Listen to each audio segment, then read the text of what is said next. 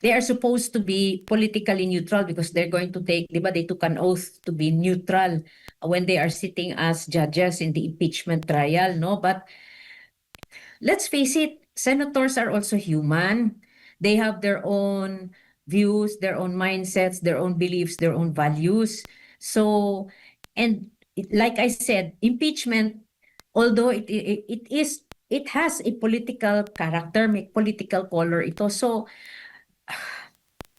I although I would like to state that they would be neutral and will try very hard to be impartial, of course, I think they already have their own views and they have maybe already formed a preliminary view of what this is, of what their reactions will be. But again, I think they will also look at the evidence. Pero yun lang nga, like I said, tao lang din po sila. So baka meron na rin po silang mga views regarding this. Although of course, they will try as much as possible to be impartial. Opo. Yan po ang hope ko for the Senate judges. Marami pong debate bago pa man umusad ito sa impeachment court, attorney. Napakaraming debate, kine-question yung proseso doon pa lamang sa Kamara, partikular sa House Committee on Justice at merong mga pag-question sa Korte Suprema, yung pag-iit din ng kampo ng Vice President na dapat maibasura ito.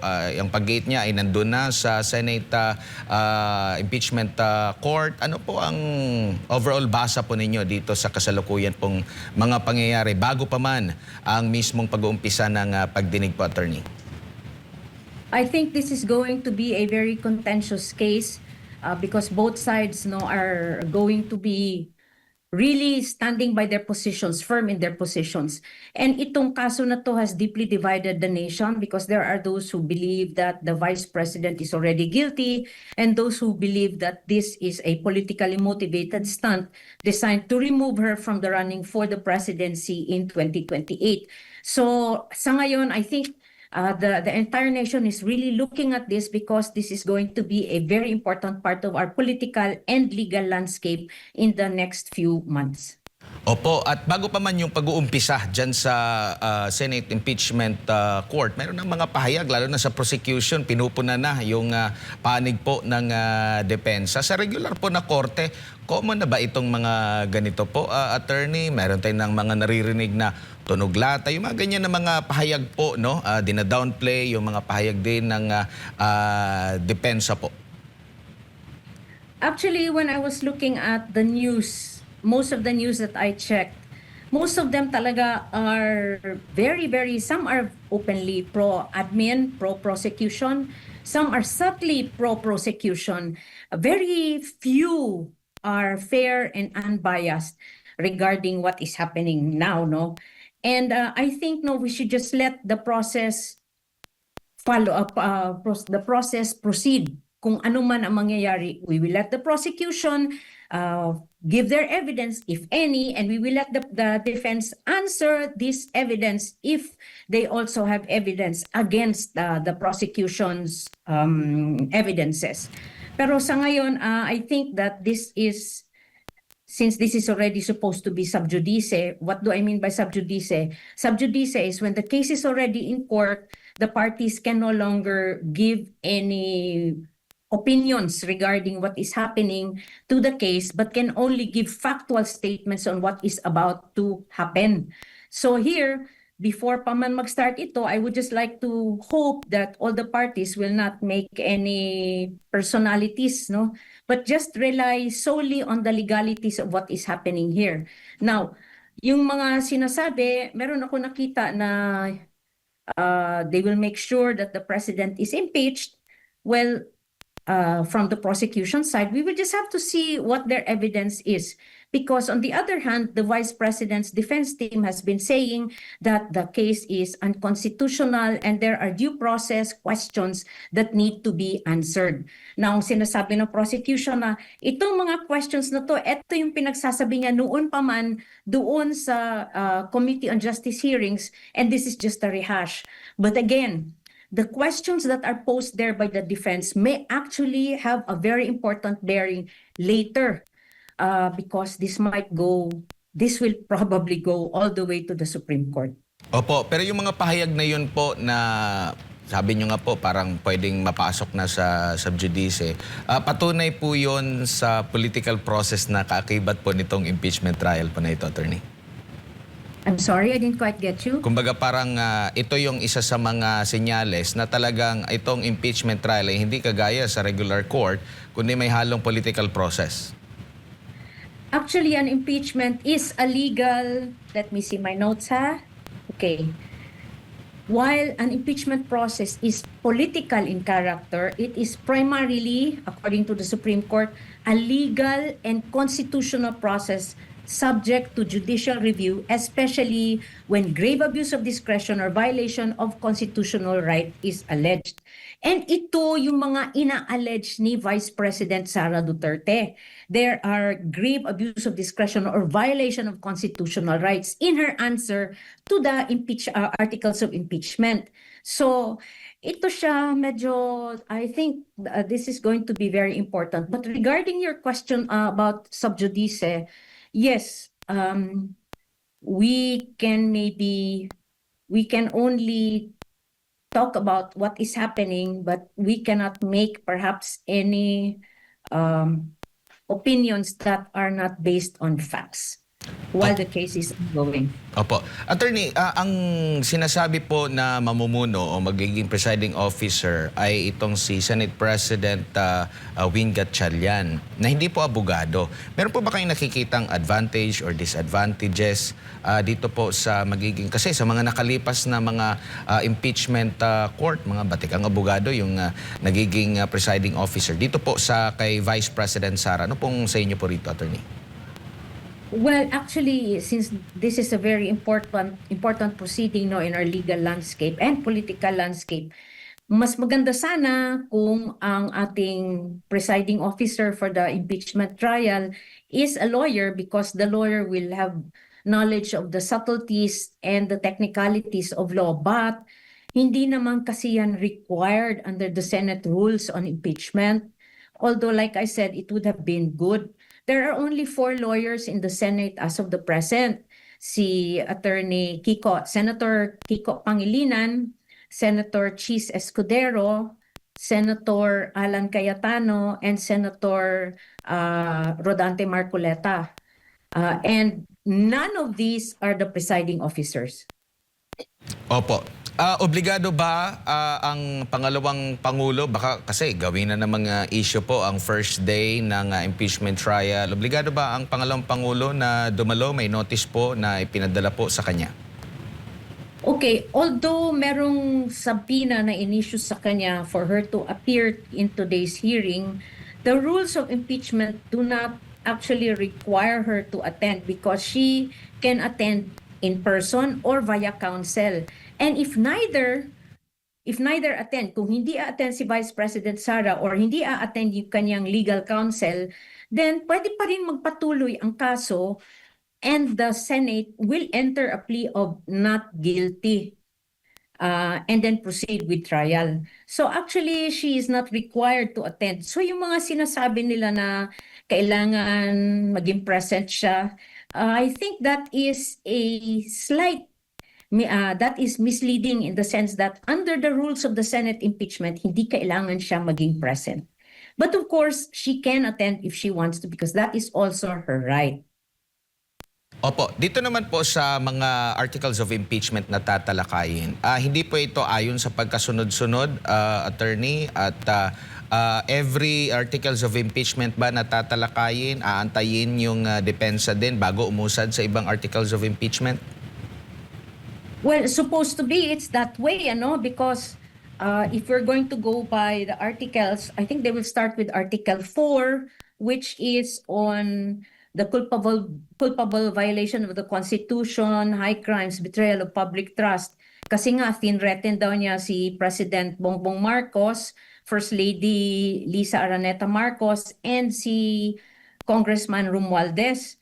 And she incited to sedition by saying na she allegedly made public statements that contracted an assassin to kill the 3 people should she die. But, and then I think after that, Article 1, which has something to do with, again, culpable violation, graft and corruption, betrayal of public trust, alleged misuse of the 612 million pesos. And then after that, susunod yata yung Article 3, which is bribery, graft and corruption, culpable violation of the Constitution when she distributed monetary gifts allegedly to high-ranking DepEd officials to circumvent procurement and related laws, no? And then ang Article 2 is the last. Ito yung unexplained wealth, alleged unexplained wealth niya, failure to fully disclose her assets from her 2022 to 2024 statements of assets, liabilities, and network, and then failure to divest business interests when she was in office. I think this should be, if this is going to be done article by article, then the prosecution should present its evidence. The defense is allowed to cross-examine and then also present their evidence. That is my understanding. But like I said, I do not know if they are going to amend anything today. Kasi nga may mga supervening events na nangyari this morning as I understand it. Opo. Bawat articles of impeachment po ba magkakaroon po ng verdict ang bawat senator judges kung guilty sa ganito, guilty or sa kabuuan, isang kabuuan po yan, attorney? The senators will have to individually vote on each article of impeachment. So all of them will have to stand and state their vote, no? Hindi pwede yung silent voting, hindi po. So everybody, like in the previous impeachment cases, they will have to explain their votes or they can stand, and I think they will be given 2 minutes to explain their vote if they want to explain their vote after each article of impeachment. So since there are 4, magboboto sila 4 times. Now, if ever the Senate cannot get the 2/3 majority for each vote, then acquitted si Vice President Sara. However, if even for one article of impeachment, makakuha sila ng 2/3 votes of all the members of the Senate, then she will be convicted of impeachment. So, Yeah. kahit saan dito sa apat na ito, pag napag-decide na merong paglabag dito sa isa lamang sa articles of impeachment, automatic na impeach na ang Pangalawang Pangulo? If makakakuha sila ng 2/3 votes, which is, I understand, 16 out of 24. Opo. Linawin din natin yan. Ano po yung stand niyo po, ukol po dyan, attorney? Kasi magkahiwalay din po yung mga iba't ibang mga kilala sa larangang mga legal luminaries po na sinasabi na mababawasan na yung threshold dahil merong makulong. Actually, pangatlo na yata yung meron ng 2 yata na nakulong, isa nagtatago, mababawasan po yan. Ano po ang masasabi niyo po dito, attorney? If we strictly follow the Constitution, ang nakalagay kasi under the Constitution, klaro ano to?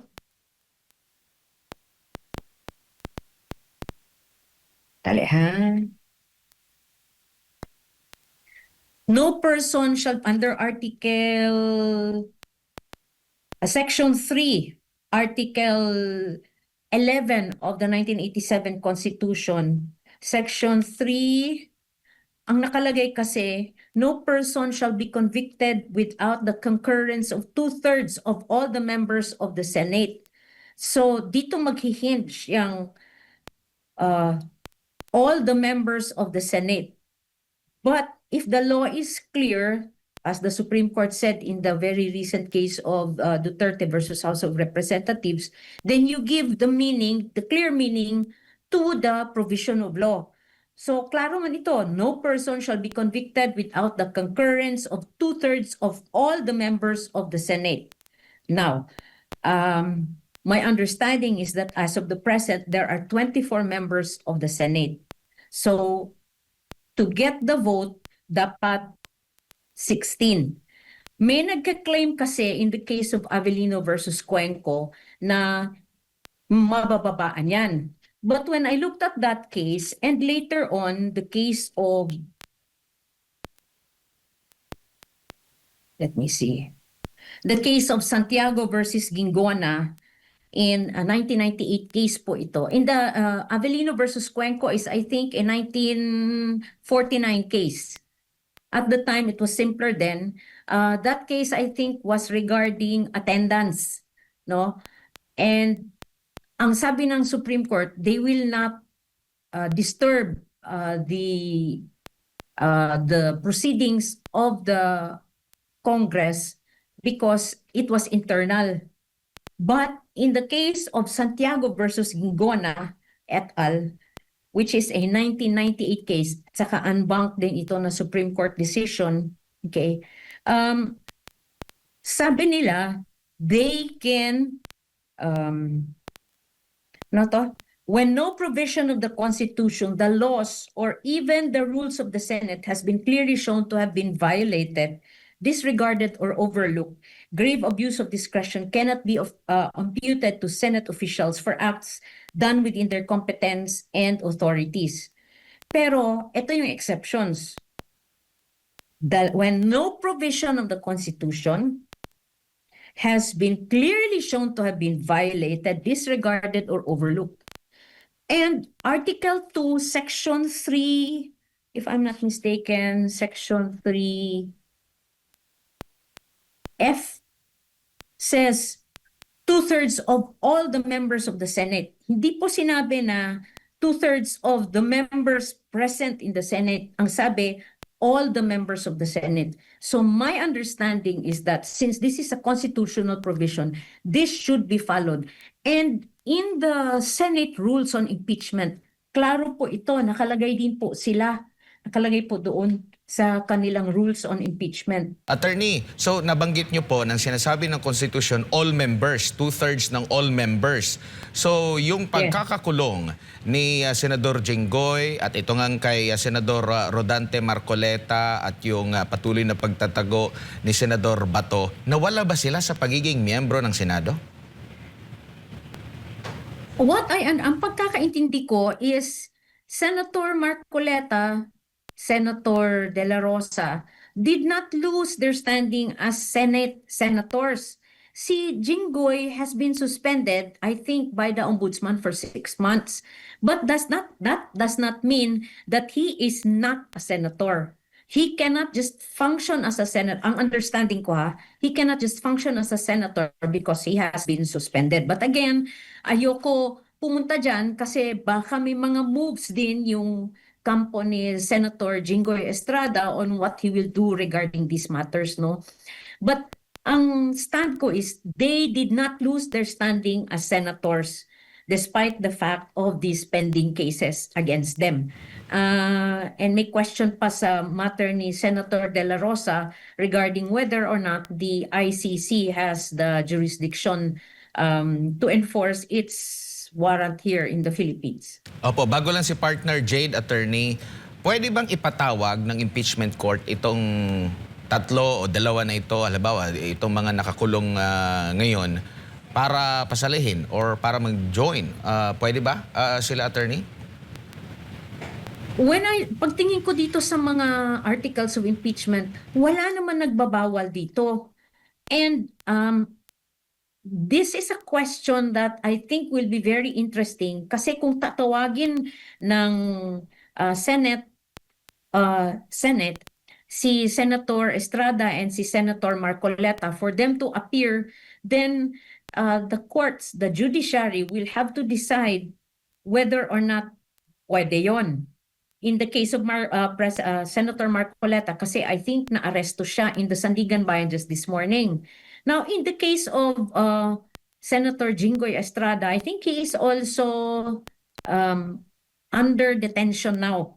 So ito, kung ipapapunta sila, that is up to the courts whether or not they will allow it. But considering the transcendent importance of this proceeding now, they just might allow it, just to ensure that the senators are able to fulfill their duties and that the Filipinos are able to get what the senators are supposed to do, Opo. which is to act as impeachment court. Opo, dagdag ko lang po bago talaga si partner Jane. Pwede bang humiling itong sina Senador Marcoleta or Senador Jingo Estrada sa Senate Impeachment Court or sa Korte Suprema na gusto naming makadalo dyan sa impeachment proceeding?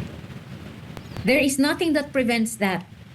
Pwede sila dumiretso sa Supreme Court, which is why, like I said, it's going to be a very important and very chaotic case, no? Kasi I'm sure Senator Marcoleta, Senator Estrada, and Senator De La Rosa are already are making their moves, their legal moves regarding this. So, tingnan na lang natin kung ano mangyari. And I'd be interested to see what the Supreme Court has to say regarding this.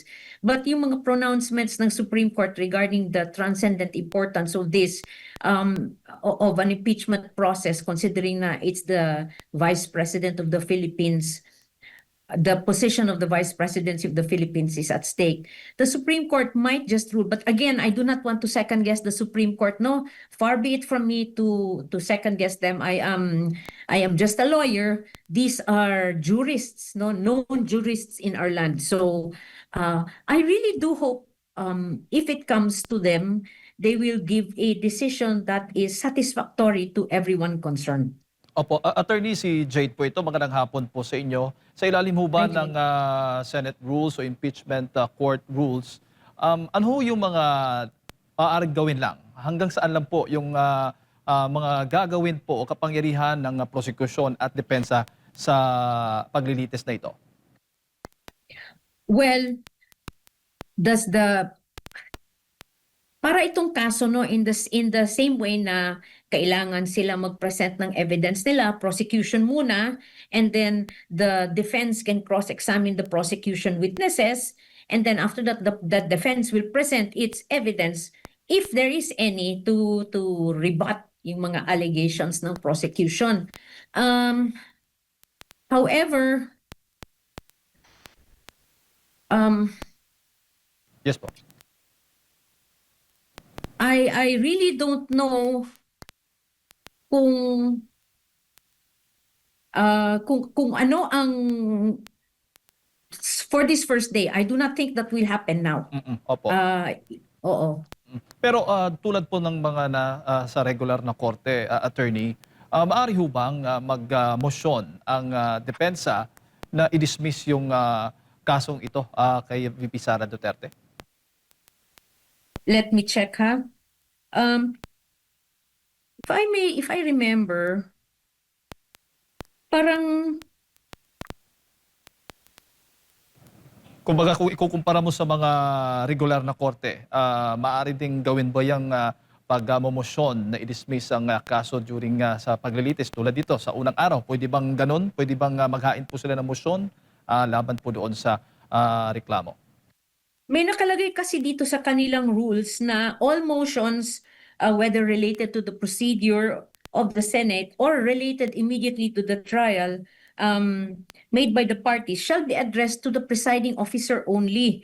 And ibabasahin yan sa secretary's table, no? So I think they can, but I do not know if the Senate will grant this, considering, like I said, this has been the cause of very turbulent reactions from the public, from everyone around this case is concerned, no?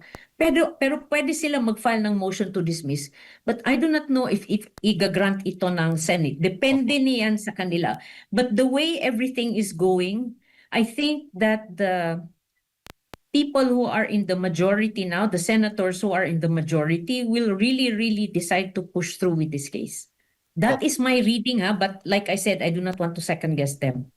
Opo. At yung mga senator judges naman, paano po magiging neutral pagdating po dito sa impeachment trial ng Vice Presidente?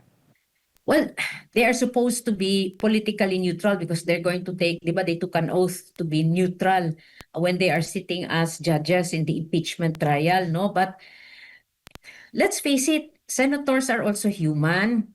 They have their own views, their own mindsets, their own beliefs, their own values. So, and like I said, impeachment although it has a political character, may political color ito. So I although I would like to state that they would be neutral and will try very hard to be impartial, of course, I think they already have their own views and they have maybe already formed a preliminary view of what this is, of what their reactions will be. But again, I think they will also look at the evidence. Pero yun lang nga, like I said, tao lang din po sila. So baka meron na rin po silang mga views regarding this. Although of course, they will try as much as possible to be impartial. Opo. Yan po ang hope ko for the Senate judges. Opo. Kung sakali maging present po si VP Sara Duterte sa issue po ng neutrality, maaari ho bang makipaghalubilo, makipag-usap yung mga senator judges doon sa inaakusahan? In courts, bawal ho yan na ang judge makikipag-usap sa mga parties sa kaso. So, here, I do not know if the Senate will allow that because remember, everything is televised. So, anything that they do will be scrutinized, no? Minute by minute, second by second. So, baka hindi nila payagan na makipagkamay or magbeso either with the prosecution or with the defense. I hope so. Or with the Vice President of the Philippines. But as a matter of courtesy, they might, acknowledge her presence, of course, but I do not know kung magbebeso-beso ba sila. Opo. Maybe a handshake or maybe, but if they do a handshake with the Vice President, then perhaps they will also do that with the prosecution panel, considering na mga congressmen naman ito sila. Opo. Linawin ko lamang, attorney, nabanggit nyo na rin ito kanina sa tanong ni partner Admar patungkol nga doon sa pagboto. Bawat articles of impeachment ba dapat ay pagbotohan, dapat majority pa rin? Baga, per articles of impeachment, may 16 votes dahil nga 24 senators, judges sila. Dapat ganun po yung magiging boto na yon? Yes, for each article of impeachment, dapat makakuha ng at least 16 votes per article. So for each article, 16, for Article 1, 16 should vote to convict. Article 2, ganun din. Article 3, ganun din. Article 4, ganun din. So it is not across the board na Articles 1 to 4, 16. No, it is one article each ang bobotohan nila. Opo. And they have to get 16 votes. Kasi dito nga sa kanilang sariling rules of procedure, let me look at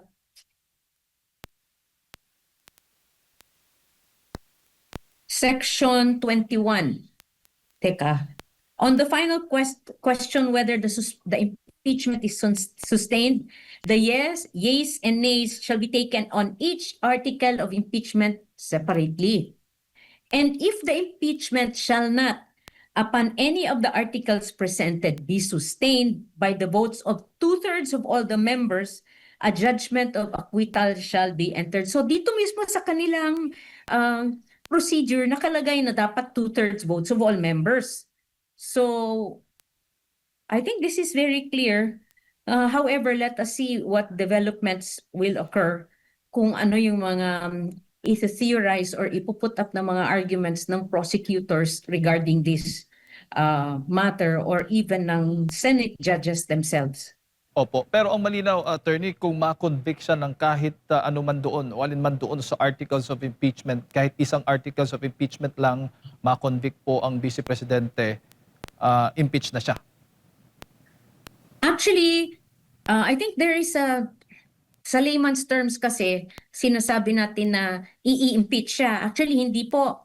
She has already been impeached. Impeached means the initiation of the impeachment complaint, which has already been done. So the House has already impeached her.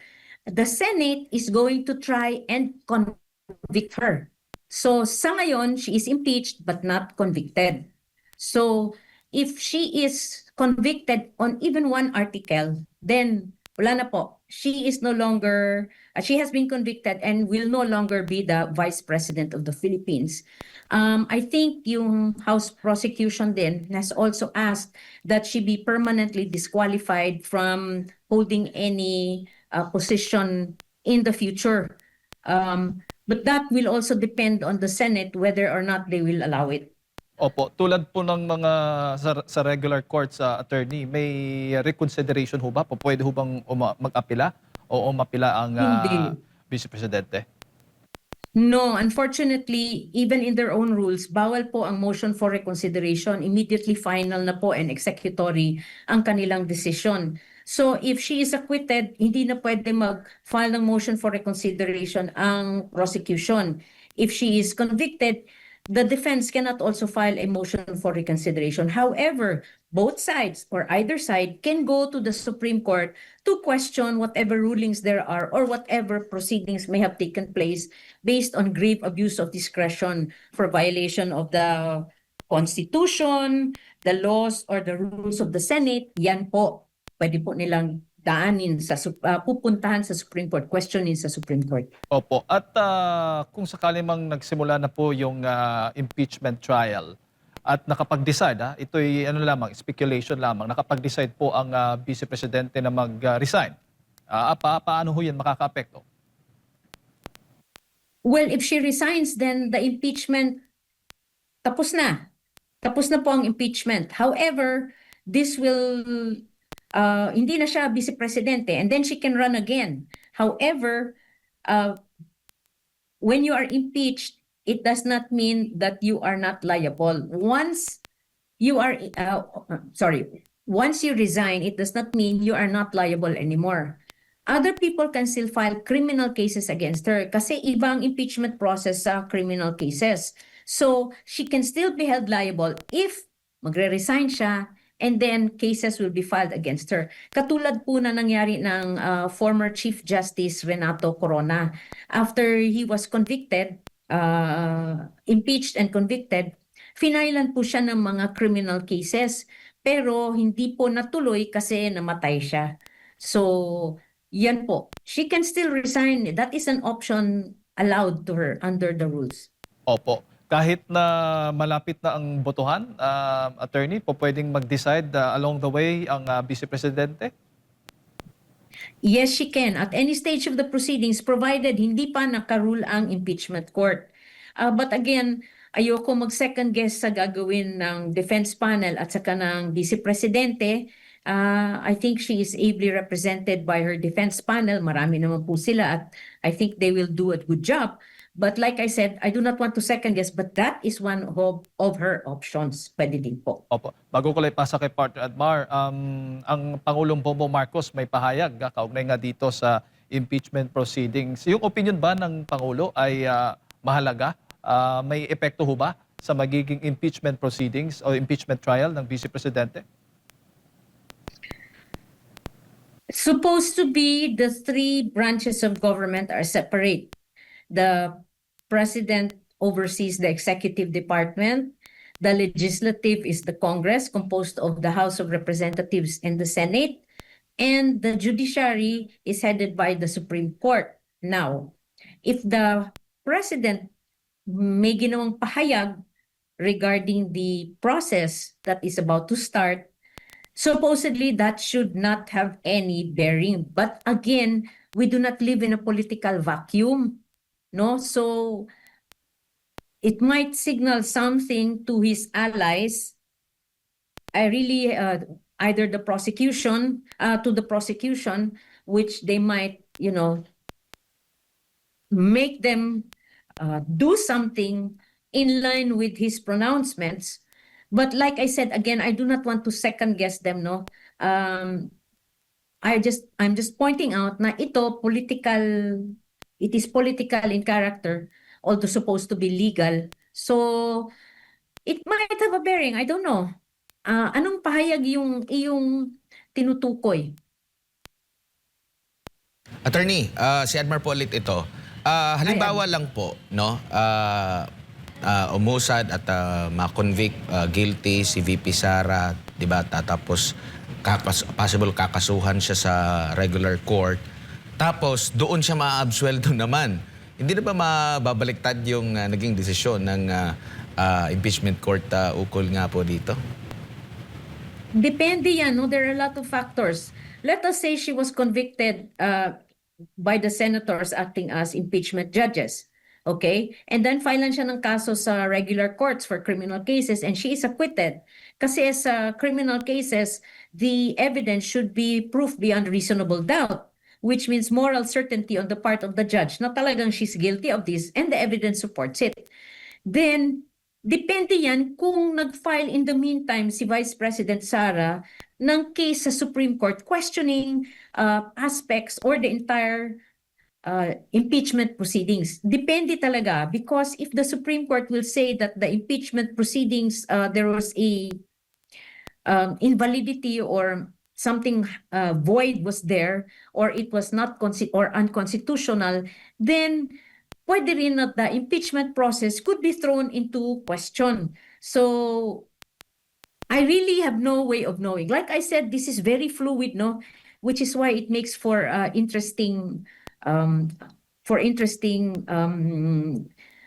nasubaybayan natin ito. So, depende po yan. Depende po yan. And she could use it, but she could use, if she is found acquitted in the criminal case, she could use it in the Supreme Court. But the level of evidence kasi required in an impeachment proceeding and the level of evidence required in a criminal case are different.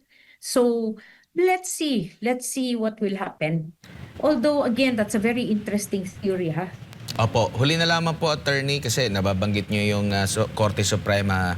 Meron pong pending doon. Sa tingin nyo, buhay pa yon na pwedeng biglang maglabas ng desisyon ang Korte Suprema? Kasi kini-question yung ano pa lang, sa side pa lang doon sa House po, attorney. It depends, no, sa Supreme Court. Chinek ko yung Supreme Court database just a few minutes before we started. Wala naman kasi ako nakitang rulings or pleadings by the Supreme Court on this, no. But if the Supreme Court will decide on the House proceedings, then may effect yan dito sa nangyayaring impeachment proceedings. So, kaya nga sabi ko, interesting. Kasi maraming anggulo, maraming nangyayari, maraming posibleng mangyari either from the Senate, from the House of Representatives, from the Supreme Court itself.